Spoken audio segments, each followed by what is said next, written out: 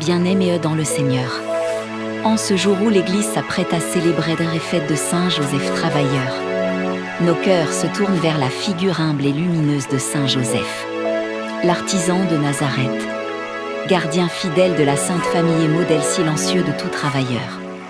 Dans un monde où le travail est souvent source de fatigue, d'injustice ou d'inquiétude, Saint Joseph nous enseigne une vérité profonde.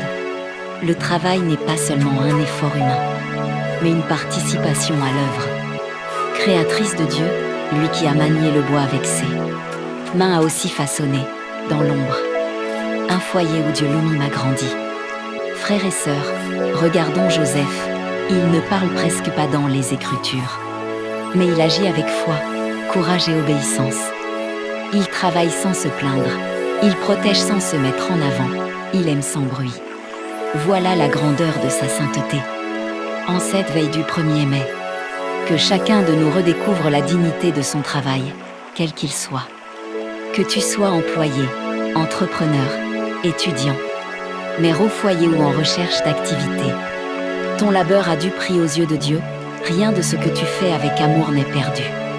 Que Saint Joseph, patron des travailleurs, intercède pour toi, qu'il t'obtienne la grâce d'un travail digne et stable, qu'il fortifie tes mains quand la fatigue te gagne, qu'il apaise ton cœur quand les soucis t'accablent, et qu'il te rappelle que Dieu est présent dans chaque effort sincère.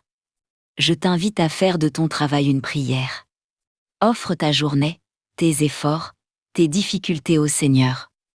Dis simplement: Seigneur, avec Saint Joseph, je travaille pour ta gloire.